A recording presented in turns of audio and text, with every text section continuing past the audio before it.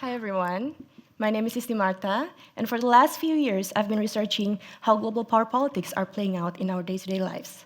From influencing policies, laws, security strategies, to the places you would least expect them, like your phone. So, when you scroll on your phone at night, do you ever stop and ask, who controls what I see, and why? Before you answer that question, I would like to introduce you to Ani. This is Ani. Full disclosure, not AI generated, so I work specifically with Indonesian Illustrator to create her character. So, Ani. Ani is a young woman who lives in a small village in Indonesia, and she owns a small ceramic shop. In order to sell more of her products, she's using Instagram and TikTok. Ani does not really think about politics. All she wants is to sell more products. But every time she uploads new videos and every time she interacts with new customers, it is all stored as data. This data does not stay in her village. It travels across the world to companies, platforms, even governments.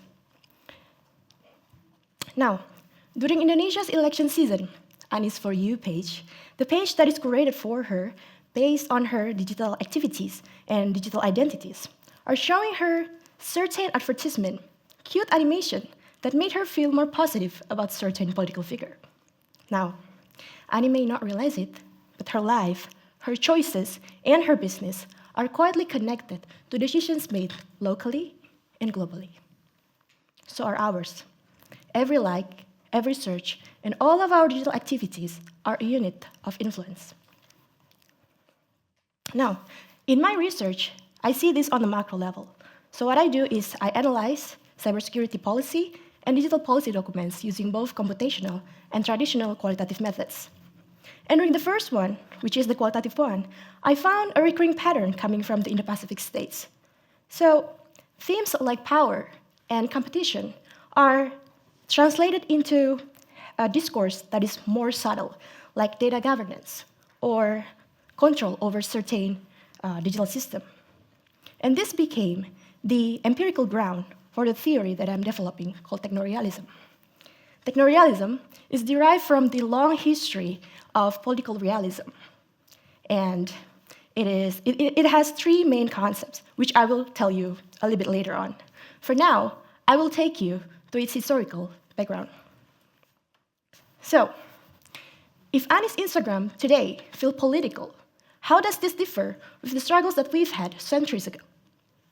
More than 2,000 years ago, Thucydides wrote the Melian Dialogue about the war between these Athens and Spartans. And in the Melian Dialogue, he described how the Athens told the small island of Melos, the strong do what they can, the weak suffer what they must. That is political realism. The idea that explains politics is not about morals, but it is about power. The same idea resurfaced in different timelines, like Machiavelli in Renaissance Italy, or Hobbes in Civil War England, or Morgenthau after World War II, or Ken Waltz and Mersheimer after the Cold War. Different thinkers, different times, the same idea. Power decides. Question is now, how does power look like today in our hyper-digitized society? You're right, your phone is part of it. Ani's phone is part of it. Today's power comes from who creates the chips, who owns the platforms, who controls our data, and eventually, who influences the policy. As I've mentioned before, technorealism has three main concepts. The first one is identity establishment. So, why do we care so much about our political views, our religions, or even the flag of our country? I would argue that is because our identities are very powerful. It gives us a sense of belonging, pride, and even fear sometimes. The narratives, right? And today, technology, or our digital presence, help us build and nurture these identities. For example, for Ani, Facebook is not just an application.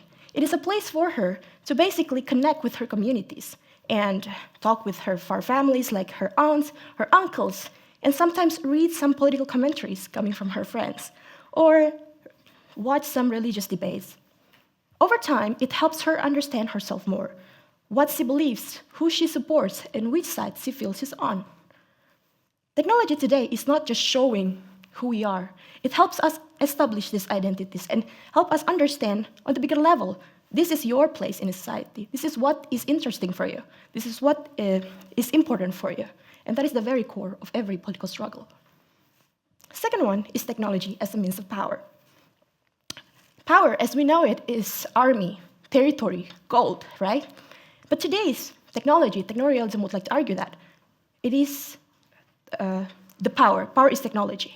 It is more invisible, the invisible string that is above us, like, for example, standardization or technological innovation and domination. We can take a look at the examples, how China is creating the 2035 plan to create blueprint for emerging technologies globally. Or take a look at the $500 billion worth of investment for the Stargate project in the US. Or take a look at the EU that has been grappling with the idea of digital sovereignty to be less and less dependent on Silicon Valley. But what about us? What about us? For us, most of us, the working people, we do not really have the chance, or we cannot afford not to keep up with technological advancement. Why? Because our society incentivizes speed and quantity over slow human-tech interaction. And this does not come for free. There is a real physical cost that is hidden beyond this technological advancement, which is sustainability. Data center is one of the examples. So data center requires a massive amount of water and electricity to cool down. And sometimes they are placed in a region that is already facing scarcity. And with all the demands that is increasing, we need to be very careful. Last but not least, the non-state actors in politics. Realist school of thought, or political realism, is often criticized to be like state-focused theory. It is too state-focused, it's not scientific. But technorealism would like to propose, it is not only state, fortunately or unfortunately, because big tech company can mediate our day-to-day conversation with our peers, our daily political discourse, or hackers group can intercept our election, or online communities. Some of them have Annie in it, that can travel ideas way faster than policies and law can ever follow. Now, knowing this, what choices do we have? What choices do we have? If anything, realism has taught us that power always finds a new battlefield. And technorealism would like to emphasize, today, it is technology. Knowing this, I hope all of us can start being an active participant and stop being a passive users. For example, start asking more difficult questions, like, what do they use with my data? Who governs this system? Who designs this system? And why these informations are provided for me? And last but not least, instead of just imagining a digital future, ask, what kind of environmental costs that we need to bear as a society? Thank you.